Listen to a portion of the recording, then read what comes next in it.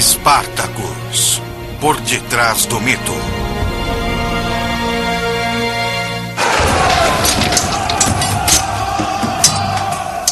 Capua, Itália, 73 a.C. Uma fuga.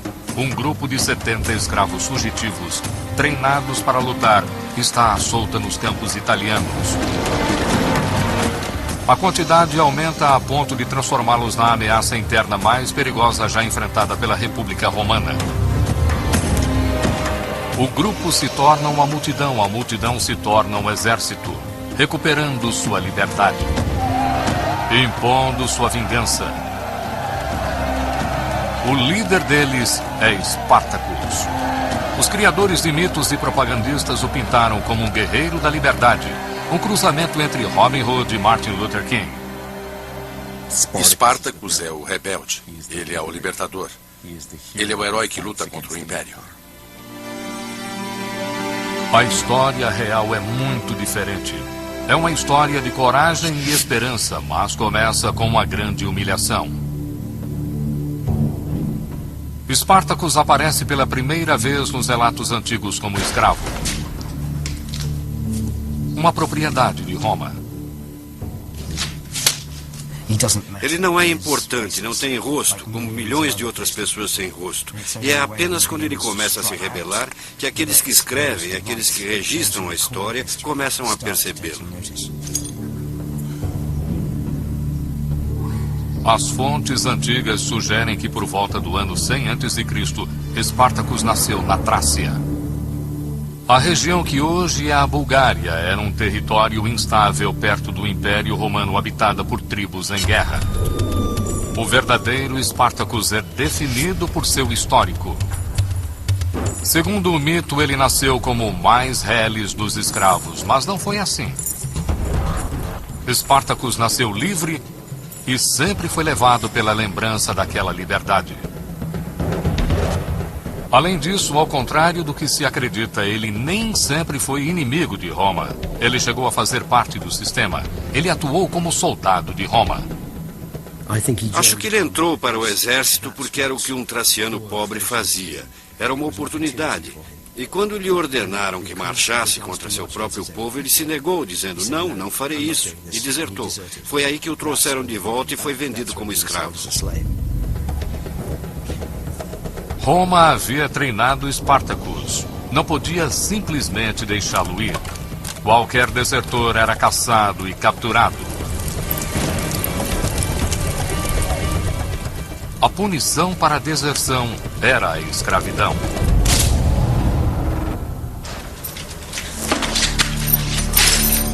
Sabemos que sua esposa também foi levada. A história não registrou o nome dela, mas está claro que ela também foi vendida como escrava. Eles estavam juntos, mas a vida não lhes pertencia. Eles se tornaram mercadorias em um vasto comércio cujo centro era em Roma. Spartacus e sua esposa são arrastados milhares de quilômetros de sua pátria até a Itália. Ele era uma pessoa que deixou de ser pessoa. Não tinha direitos nem status. Podia ser comprado, vendido, castigado até a morte. Ele pertencia a outra pessoa e essa deve ser uma experiência horrível para qualquer um. No raciocínio romano, escravos são um símbolo de prosperidade pessoal e uma medida do sucesso da nação. 50 mil pessoas aqui, 100 mil pessoas ali, 150 mil pessoas aqui. Para os romanos, escravos são simplesmente peças humanas de carga ou ferramentas vivas. E pela propriedade de escravos explorados até a morte nas vastas propriedades agrícolas, algumas pessoas conseguiram amealhar riquezas extremas. Acho que o jeito mais fácil de imaginar como era Roma é imaginá-la como um estado da máfia, com diversos chefões, todos competindo por uma fatia do bolo, mas todos eles reconheciam certos padrões de honra e desonra, certos códigos que são reconhecidos universalmente.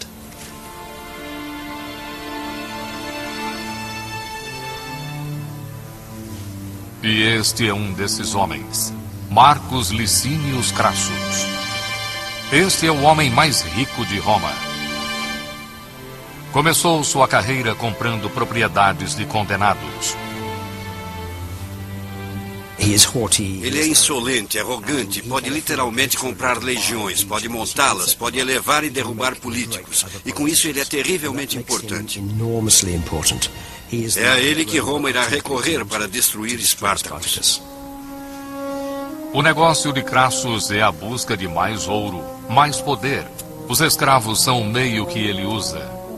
Ele possui fazendas em que há muito mais escravos do que homens livres. Mas Espartacus não estava trabalhando no campo. Ele estava preso a 100 quilômetros de Roma, na cidade de Capua.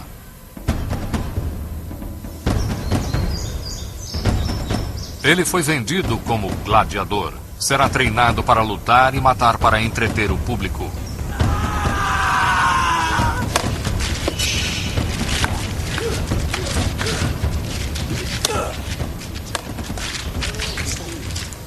O jeito de instilar a vontade de matar é pelo treinamento. Para que não pareça que estão fazendo algo fora do normal. Mas ao escolher um gladiador, não é só isso. Há um fator X necessário. Há uma qualidade dentro do indivíduo que o leva a fazer o inominável.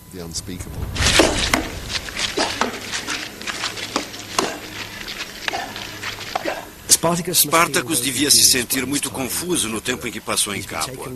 Ele foi levado como escravo, vendido, e agora deve entreter a multidão. Uma multidão que quer vê-lo morrer. E acho que isso deve ter deixado Spartacus muito confuso.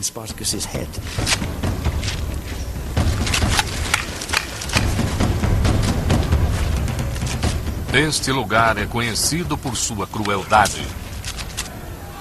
Seu regime brutal de treinamento produz homens para quem a violência é uma forma de vida.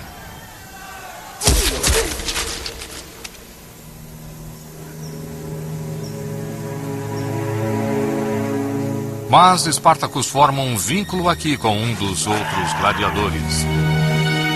Um gaulês chamado Crixus. Ele já é oprimido, ele já é um escravo.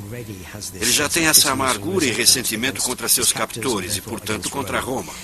Fica pior em Capua, porque aqui ele está sendo treinado para matar. Ele está sendo treinado para morrer.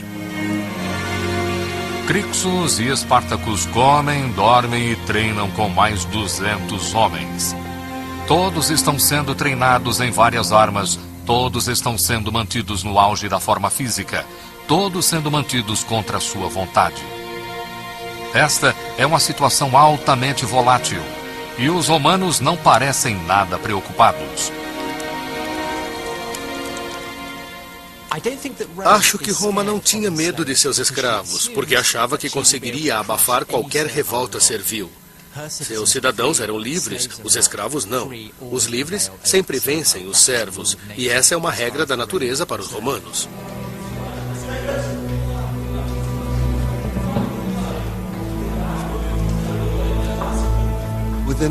Dentro de qualquer grupo fechado de pessoas que estão sendo mantidas contra sua vontade, haverá um vínculo entre elas. Mas também há o aspecto de ganhar tempo. O tempo todo a troca de informações. Um plano é formado para dominar os guardas.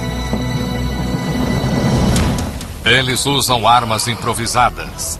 Espetos, facas. Os guardas estão muito armados, mas os gladiadores passavam os dias praticando combate manual.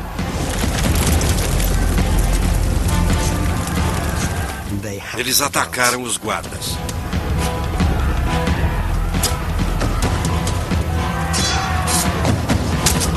É uma explosão de raiva direcionada. Eles querem vingança e querem escapar.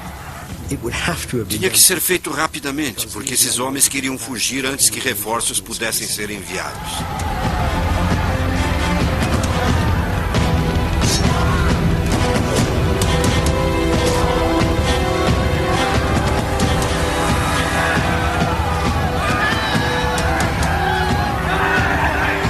Acho que esse era o pior pesadelo de todos os romanos.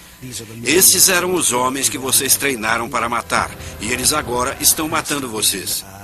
Deve ter sido um momento devastador, e duvido que tenha levado mais do que um momento para que os escravos matassem todos no complexo e fugissem. De repente, eles estavam armados e livres. Conseguiram fugir pelo interior. Antes que a raiva passe, ela consumirá dezenas e milhares de vidas.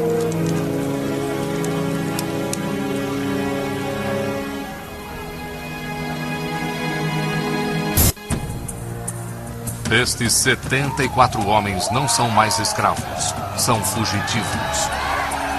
E conforme a adrenalina baixa, eles se veem diante da questão: e agora? Aquele momento de euforia teria passado muito rapidamente, porque eram homens procurados e sabiam que se fossem capturados seriam mortos. Eles precisavam de um plano, de uma forma, de algum tipo de estrutura em sua vida. Os gladiadores sabem que precisam de um líder, e eles elegeram um homem, Espartacus. Espartacus devia ter qualidades de liderança. Os homens deviam parar e ouvir quando Espartacus falava com eles. Primeiro seria seu carisma pessoal, que ele obviamente tinha aos montes. Ele era muito especial. Era o tipo de pessoa que os outros ouviam e seguiam. Além disso, parece que ele tinha uma visão. Ele tinha uma ideia do que fazer.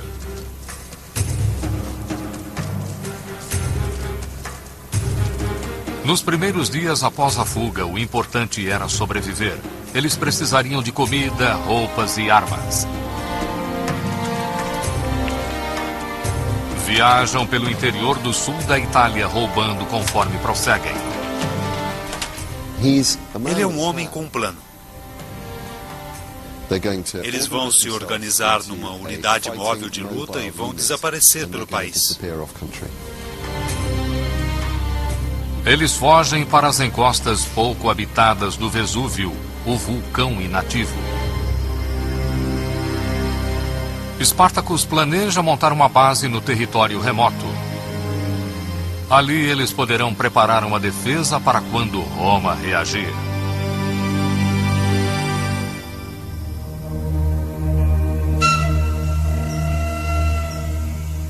Enquanto isso, a notícia da fuga chega à cidade.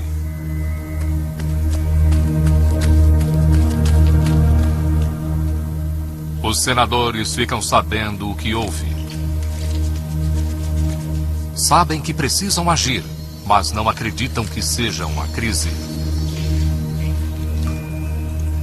Para eles, não é emergência nacional. Este é um problema local, uma ação da polícia. Não é algo com que eles precisem se preocupar. 74 escravos não são propriamente um exército. Certamente não o bastante para atrapalhar o dia a dia da elite romana. Capua poderia estar a milhares de quilômetros dali, pois Roma se via como o centro do universo, totalmente invencível. Uma milícia de 3.000 homens está pronta para sair e recuperar os escravos. Os romanos enviados contra Espartacus não são legionários experientes, são recrutas, são os melhores novatos na força policial e receberam a tarefa de lutar contra esses gladiadores. O homem que os liderou era um oficial desconhecido chamado Glaber, que parecia totalmente inexperiente, totalmente ingênuo. Certamente não levou a ameaça a sério. Glaber e seus homens marcharam ao sul para o Vesúvio. E Roma continuou em sua rotina.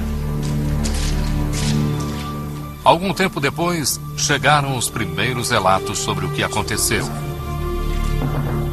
Glaber foi para o sopé da montanha. Ele acreditava que teria bloqueado a única rota de descida de Espartacus. Ele estava tão confiante que não se preocupou em proteger seu acampamento. E esse é um grande pecado no raciocínio militar romano. É algo embaraçoso de ouvir. O comandante romano foi complacente e preguiçoso. Estamos falando aqui não apenas de uma revolta normal de escravos. Estamos falando de uma revolta de gladiadores, homens treinados para matar. Estamos falando de uma revolta liderada por um homem extraordinário, um dos homens mais dinâmicos do mundo antigo, na verdade. Havia outro caminho para sair da montanha, o penhasco acentuado até a parte de trás do acampamento de Glaber. Spartacus havia ordenado seus homens que trançassem cordas dos vinhedos. Em seguida, desceram com cordas e atacaram com força total quando apenas alguns sentinelas estavam dormindo. Seguiu-se um massacre. Spartacus tomou o acampamento e tudo o que havia nele. Ele teria tido gladiadores acostumados ao combate manual, enfrentando esses romanos que estavam acostumados a lutar em grandes praças abertas em formação. Não tinha comparação.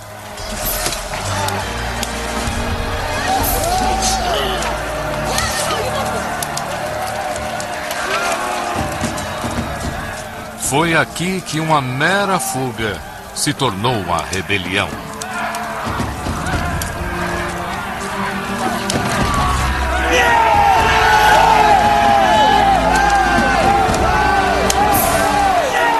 Foi um gesto maravilhoso de provocação. Ele está dizendo, vejam, posso tirar isso de vocês quando eu quiser.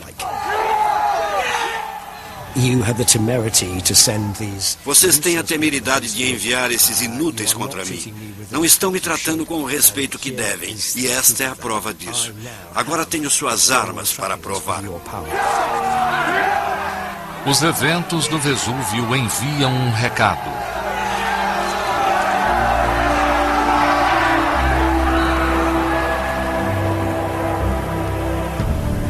Ficou claro que a máquina romana podia ser derrotada por pessoas que deveriam ser mais do que desprezadas.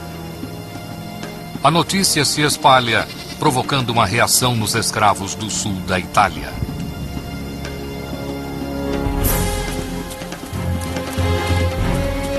Eles veem o que Spartacus está fazendo como uma chance para obter liberdade e muitos simplesmente fogem de seus donos. Esses homens não são gladiadores. A maioria trabalha nos campos, nunca lutaram em batalhas, mas querem ser comandados por Spartacus. Eles se tornam sua responsabilidade. E têm históricos diferentes, falam idiomas diferentes. Há trácios como Spartacus e também há galeses, alemães, escravos feitos em todos os lugares que os exércitos romanos lutaram. Eles têm o mesmo objetivo, talvez a mesma busca pela liberdade. Mas é uma meta idílica, não é algo real. Cabe a Spartacus confrontar a realidade. Eles estão em fuga. Ele disse, vamos ficar juntos, vamos ser disciplinados, vamos saquear o campo para obter o que precisarmos. Vamos lutar contra os romanos e vamos vencer. Spartacus, o escravo, tornou-se um líder de homens. E ele precisa prosseguir com a parte prática de lutar uma guerra. Ele sabe que em uma batalha aberta, Roma acabaria com todos eles. Uma força insurgente e ilegal contra a maior potência mundial. Ele precisa travar uma campanha de guerrilha. Spartacus enfrenta meses como fugitivo. Ele é caçado pelas milícias romanas. Mas de alguma forma consegue ser mais esperto que eles.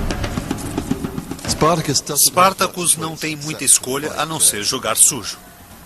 Eles vão atacar quando os romanos menos esperarem, onde menos esperarem. Segundo um relato, quando parecia novamente que suas tropas foram encurraladas pelas forças romanas, Spartacus esperou que escurecesse e deu a ordem para que cadáveres fossem amarrados a estacas no chão. De longe, pareciam guardas. Spartacus tirou então seus homens dali, protegido pela escuridão. Quando nasceu o sol, os romanos perceberam que estavam cercando um acampamento vazio. Spartacus mostra um talento excepcional para frustrar seu inimigo.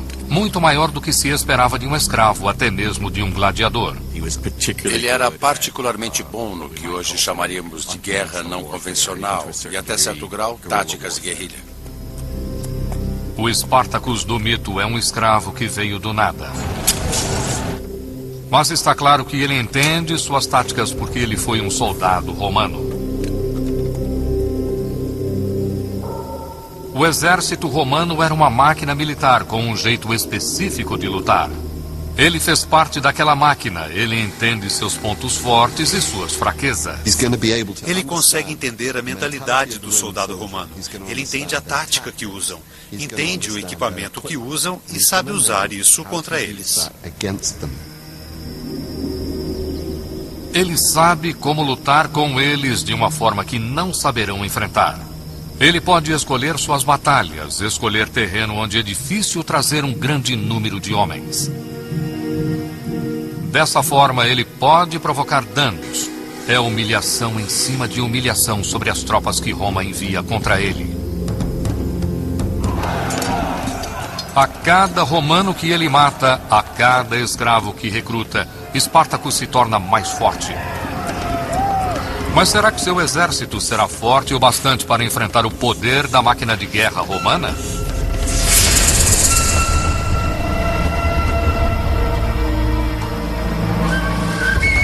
Os líderes de Roma estão com dificuldade para responder adequadamente ao perigo que enfrentam. O fato de que os escravos tenham se rebelado é, acima de tudo, uma vergonha. Seus maiores generais e suas legiões experientes estão no exterior buscando glórias. Nenhum ainda está disposto a voltar para lidar com Spartacus. O principal motivo pelo qual os generais não vêm e dizem, certo, vamos resolver isso, é que não há nenhuma honra em derrotar um escravo. Há honra em derrotar exércitos estrangeiros, certo? Mas nesse momento, Spartacus não é considerado como um oponente de valor. E então, por quase um ano, Roma continua perdendo. Os romanos enviam mais exércitos contra ele, cada vez levando um pouco mais a sério, mas nunca o bastante. Nos meses após a fuga, Spartacus foge ou derrota todos os exércitos enviados contra ele.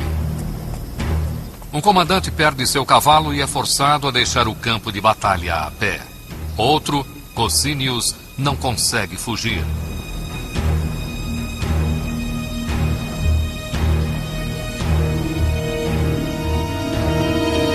Voltaremos a seguir com o melhor do Nat Geo, no Nat Geo. Quem será o profeta? Dos criadores.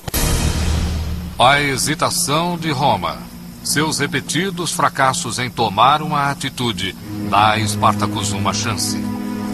Uma chance de se organizar, de lidar com um séquito que aumentou de forma irreconhecível.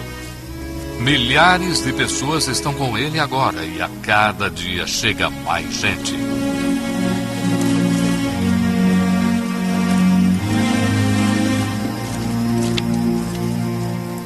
Alguns dizem que há mulheres e crianças com ele.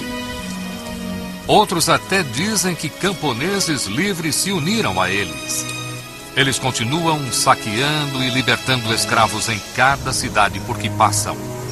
O impulso é tal que em um ano, o que antes era um bando de 74 gladiadores, vira uma massa de 100 mil pessoas.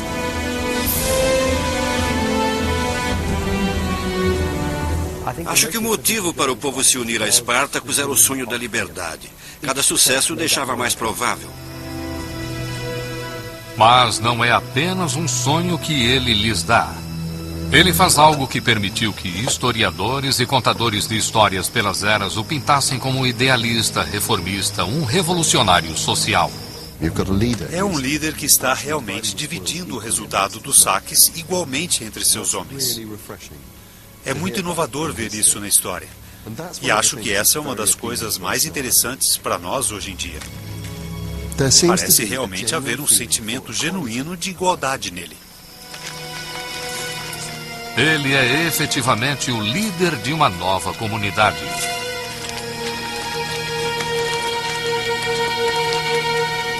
100.000 bocas para alimentar, o equivalente a uma cidade moderna de médio porte. Quanto maior fica o exército, maiores são os problemas de mantê-los vivos. Com Spartacus, acho que estamos falando de um verdadeiro líder. Ele tem aquela habilidade de entender estratégia ao invés de táticas, tanto fora do campo de batalha quanto dentro do campo de batalha. Vestir e alimentar o exército se torna algo que ele faz, e ele parece fazê-lo muito bem. Com um exército deste tamanho, Spartacus sabe que ele não pode continuar lutando uma guerra no estilo guerrilha de atacar e fugir. De certa forma, Spartacus deve saber que algum dia aquelas legiões veteranas que estão agora na Espanha, Grécia, Judéia e Síria vão um dia voltar para acabar com esta revolta. E então será algo totalmente diferente. Essas são as tropas que fizeram um império. Elas destruíram nações. Spartacus deve preparar seus homens para atacarem essas legiões no campo de batalha, ou serão mortos. Mas suas ações não são altruístas, pois tudo o que ele faz também tem um motivo pessoal. Para Spartacus, libertar os escravos foi um meio de atingir um fim. Ao contrário do mito aceito, Spartacus não é um revolucionário. Não há um grande plano para derrubar o sistema romano. Ele quer é fugir. O que Spartacus quer é ir para casa. Ir para casa é o objetivo desta revolta.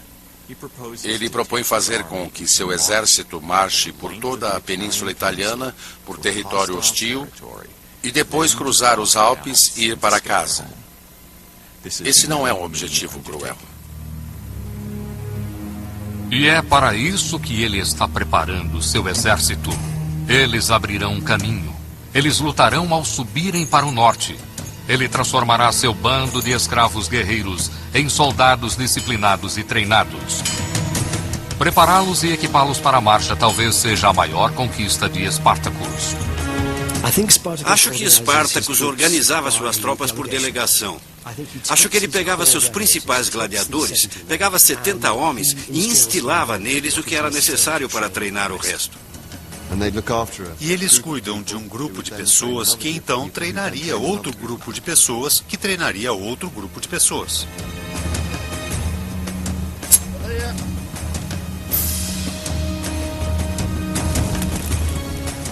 É um sistema altamente eficiente de comando e treinamento, o que lhe permite preparar seus homens em apenas algumas semanas.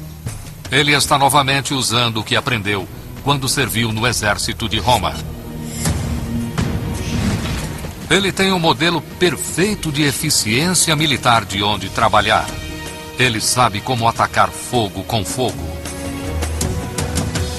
Acho que o que Spartacus está criando com seu exército é outro exército romano, porque é tudo o que ele sabe.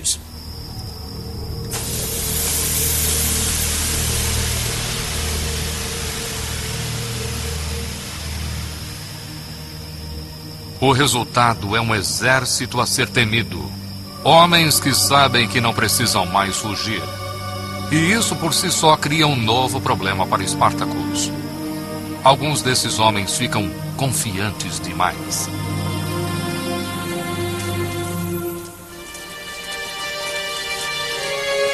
Surge uma facção dissidente, liderada por Crixus, o gladiador que está com Spartacus desde a fuga. É isso que queremos fazer. É isso que precisamos fazer. Queremos matar os romanos. Queremos ouro.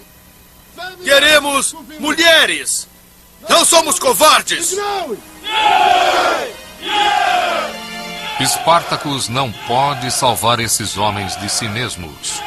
Eles acreditam que não precisam escapar com ele.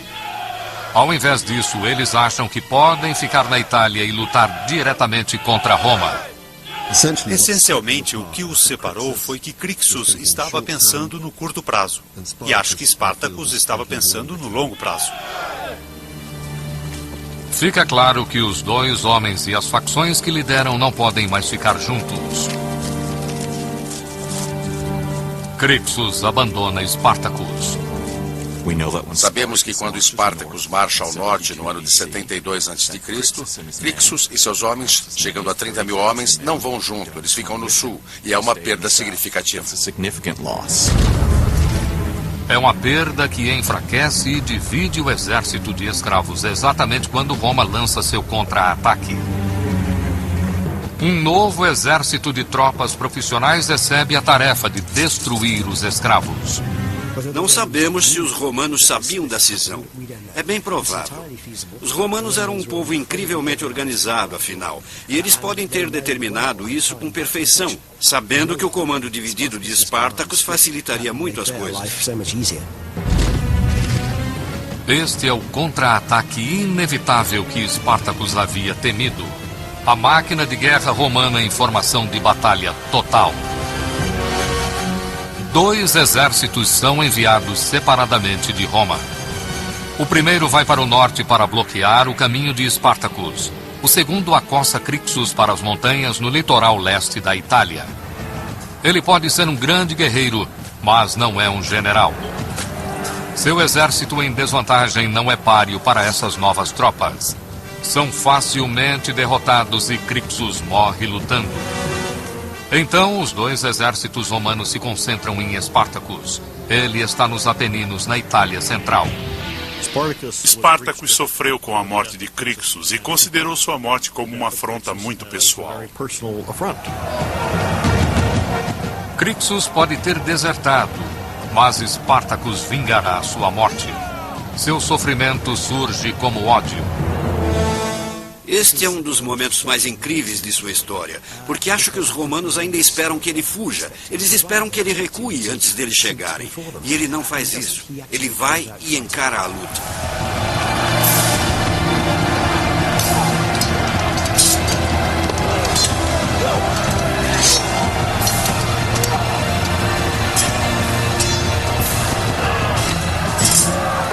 Quando os homens de Espartacus atacam o primeiro exército, o fazem com tal força que os romanos se viram e fogem. Ele reúne seu exército, ataca o segundo exército e também o destrói. Só agora ele se concentra em se afastar de Roma, em abrir um caminho, matando todo mundo que fica em seu caminho. Ele irá para casa.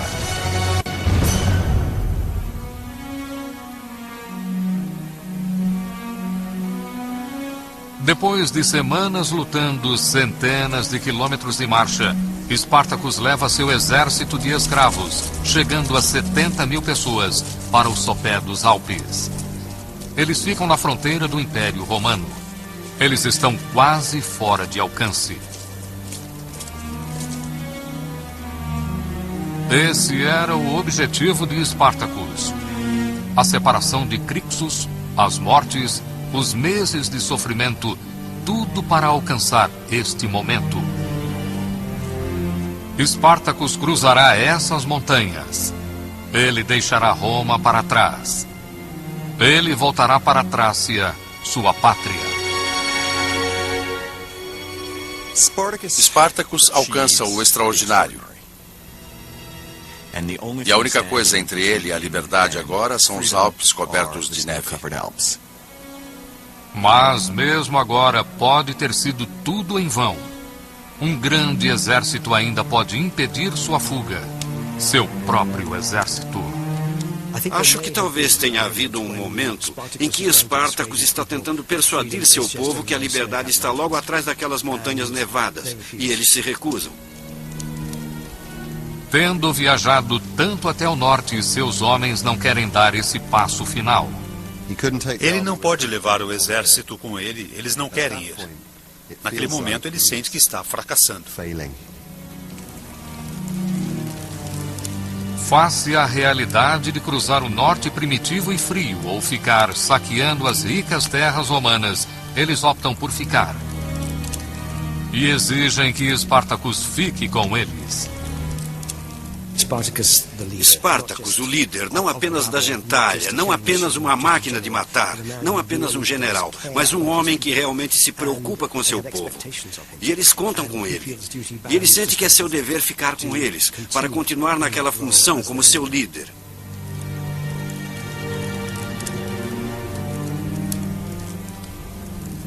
Ele não está interessado em mais do mesmo. Acho que está cansado. Acho que quer ir para casa, que já chega, mas acho que seu povo não concorda com isso. E a divisão significa desastre. Quando Crixus foi embora, ele e seus homens foram mortos. Os escravos devem ficar unidos e Espartacus deve liderá-los. Como eles não vão desistir, ele terá que desistir. Ele nunca se rendeu às tropas romanas, mas se renderá à sua própria tropa. No momento em que Spartacus é persuadido a voltar para a Itália, acho que há um ar de inevitabilidade sobre seu fracasso. Ele estava voltando para a boca do leão e acho que havia um quê de destino sobre o que estava para acontecer.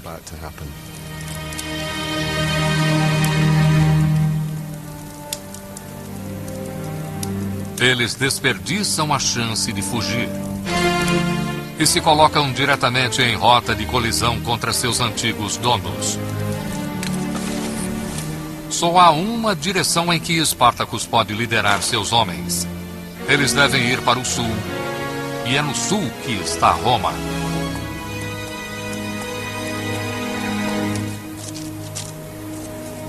O exército que ele lidera está exausto, mas está endurecido pelas batalhas, confiante de sua própria capacidade de vencer.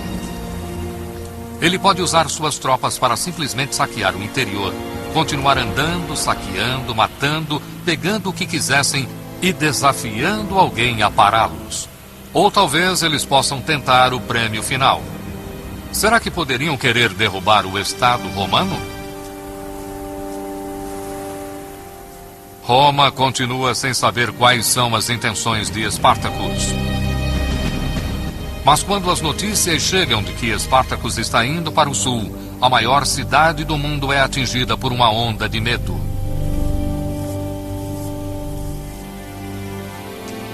Tudo o que o povo sabe é que há um exército de escravos indo em sua direção.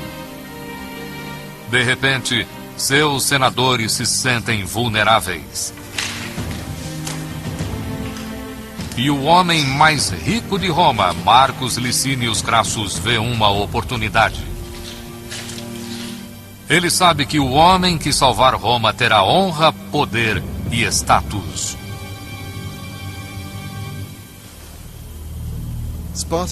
Spartacus e Crassus não podiam ser mais diferentes. Spartacus tem um traço humanitário que brilha através da história, enquanto Crassus só pensa em si.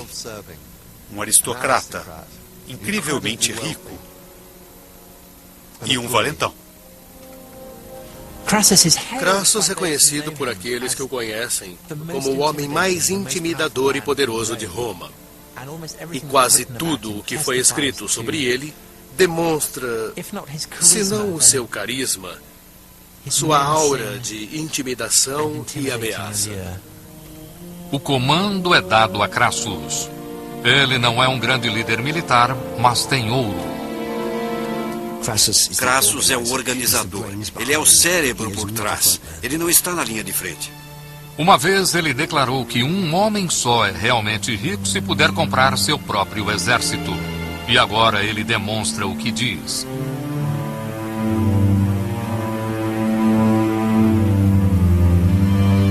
O Senado lhe dá 4 legiões. Ele paga por outras 6 do seu próprio bolso. Um exército de cerca de 60 mil soldados bem treinados sai para atacar Spartacus. Mas a batalha não acontece imediatamente. As legiões de Crassus se veem marchando atrás de um inimigo que está em constante movimento. Pois Spartacus ainda quer evitar qualquer confronto aberto. Ele circunda Roma, não a ataca. Agora tem um novo objetivo. Ele quer chegar à Sicília. Acho que nesse momento ele vê como única alternativa viável se estabelecer em algum lugar da Itália, onde continuam em grupo. A Sicília é uma terra sem lei. Roma não tem força por ali. É um local em que Espartacus pode se reagrupar, recrutar e se preparar adequadamente para lutar contra Crassus. Tenho a impressão de que, seja lá qual for o plano que Spartacus tenha em mente, esta é a última tentativa. Ele não tem mais nenhum lugar para ir. Há um elemento de desespero nele. Em algum lugar, há navios que Espartacus contratou. Ele lhes deu ouro para que o encontrassem aqui e transportassem seus homens pelo mar. Mas a distância de 3 quilômetros no Estreito de Messina poderia ser de mais de 1000 quilômetros. Ele percebe que os navios nunca chegarão. Ele foi traído e seu exército nunca chegará à Sicília. Não há saída.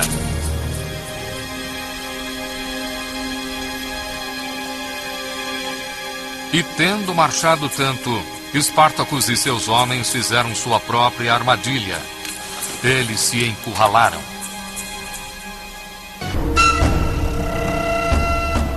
Crassus avança. Ele faz com que seus homens construam um forte de 50 quilômetros de comprimento em toda a ponta da Itália.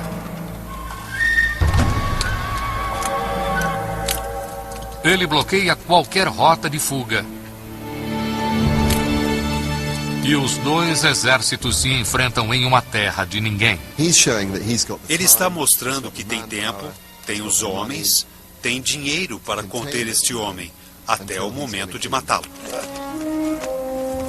Espartacus não será dobrado por nenhuma demonstração de poderio romano. Ele escolhe seu momento, faz um gesto próprio. Ele arrasta um prisioneiro romano para a terra de ninguém e o prega numa cruz. A crucificação é uma punição aplicada a escravos. Cidadãos romanos não são crucificados, e nas raríssimas vezes que soubemos que isso aconteceu, foi algo escandaloso e chocante. Então, Espartacus está deliberadamente humilhando Roma ao crucificar um de seus soldados, um de seus cidadãos. Não é apenas uma execução, é uma tentativa deliberada de humilhar uma superpotência.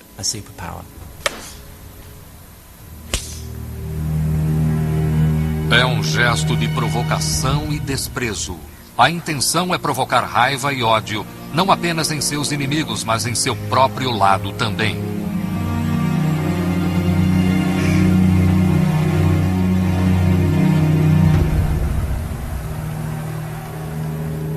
Esse é um momento de total provocação. Acho que Spartacus estava em total desvantagem. Ele sabe que não pode vencer, é apenas uma questão de tempo. Estamos falando de semanas ou dias. De alguma forma, ele precisa passar por essas defesas. Mas ele só quer demonstrar seu total desprezo pela máquina militar que enfrenta. E essa crucificação serve como uma declaração de um comandante aos seus homens. É um aviso, uma profecia, um grito de guerra. Lutem por suas vidas, por sua dignidade, porque é assim que tudo acabará. Ele não consegue subir os Alpes, não pode voltar para Sicília, não pode atacar Roma. A única coisa que pode fazer aqui é matar Crassus ou morrer tentando. Como ele já fez diversas vezes, Espartacus se prepara para o combate. Como gladiador, ele lutou para entreter seus senhores romanos. Mas há quase 2 anos ele vem matando romanos. Agora, a matança final deve ocorrer.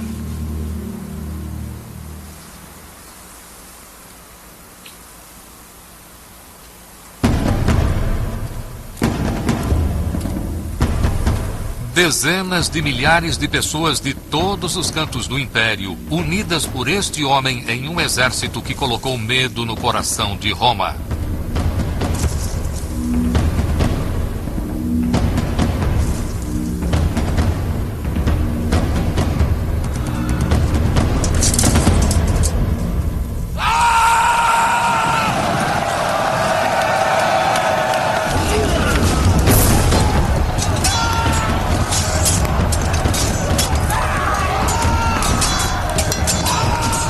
$60.000 escravos contra 10 legiões romanas, e no centro de tudo estava Espartacus.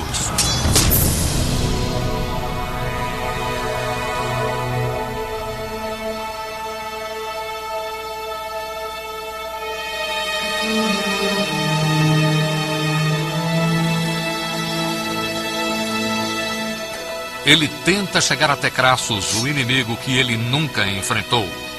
Ele está em grande desvantagem.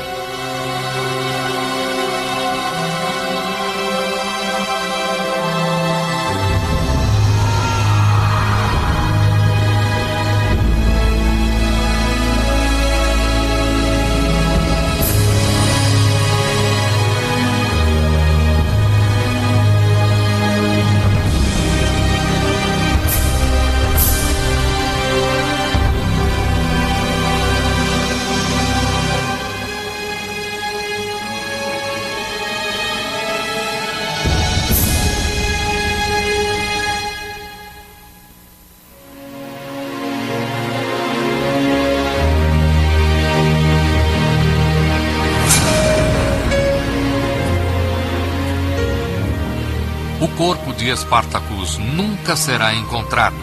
Quando a batalha terminar, haverá mortos demais para serem contados. Alguns dizem que 30.000 escravos foram mortos.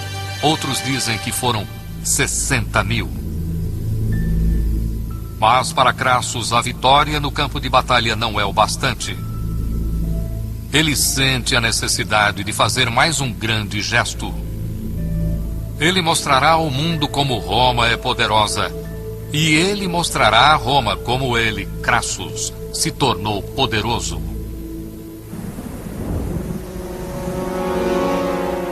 Ele crucifica escravos. 6.000 escravos pela estrada mais importante de Roma, a Via Ápia. Com a vida desses homens, Crassus está tentando criar sua própria lenda e assim comprar seu lugar na história. E pelo menos nisso, ele fracassa.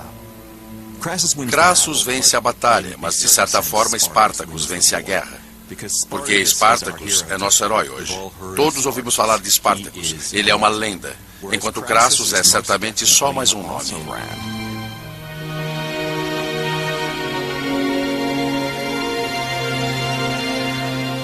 Crassus não pôde controlar a história. Seu nome será esquecido. O nome de Espartacus permanece. O legado de Espartacus é que seu povo não tem que aceitar o que se é ao nascer, o que lhe é imposto. Pois alguém pode se levantar contra isso, lutar, exigir seus direitos, exigir sua liberdade e talvez alcançar grandes feitos. Ele chegou muito perto disso. Espartacus foi um grande homem. Não consigo pensar em outra forma de dizer isso. Ele foi um líder de seu tempo e um líder de todos os tempos. Talvez seja difícil entender cada decisão que ele tomou, mas sabemos de onde ele veio. Sabemos o que ele queria e aplaudimos isso, hoje talvez mais do que nunca.